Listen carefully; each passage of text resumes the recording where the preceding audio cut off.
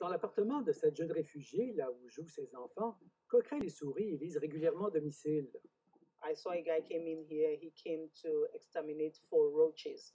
And he actually did. Then I said the one for the bugs, for mouse, because I have mouse in my place coming in and out. Le gérant de l'immeuble assure pourtant que des opérations d'extermination se font toute l'année, mais des problèmes auxquels ne s'habituent pas les locataires de cet immeuble à La Salle. Certains manifestaient aujourd'hui à l'initiative d'un syndicat de locataires.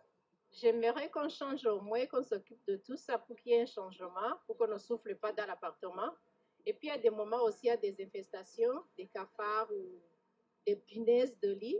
Malgré que moi, je prends des produits au moins pour nettoyer, mais de temps en temps, il y en a. Les locataires n'ont aucun contrôle sur le chauffage et ils se plaignent du froid qui rendrait leur appartement presque invivable. Parce que c'est difficile de vivre dans une maison comme si l'intérieur était à l'extérieur. La liste des appartements potentiellement insalubres est longue, puisqu'il y en aurait plus de 30 000 à inspecter rien qu'à Montréal. À Montréal, on a donné un sérieux coup de barre au service de salubrité. Donc, dès le premier budget que notre administration a présenté, on a ajouté des effectifs de budget, de la capacité d'agir, et on voit déjà le résultat. En moins de 2 ans, plus qu'était inspecté avant, dans 4 ans.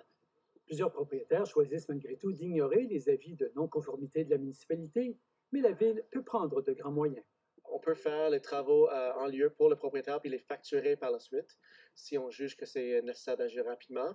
On peut aussi appeler le créancier, faire bouger avec d'autres moyens. 80 ménages ont aussi été évacués l'an dernier à cause de l'insalubrité de leur logis. La Ville de Montréal a accéléré les inspections pour les logements potentiellement insalubres, mais les sanctions demeurent rares pour les propriétaires récalcitrants. Ici Michel Marsollet, Radio-Canada, Montréal.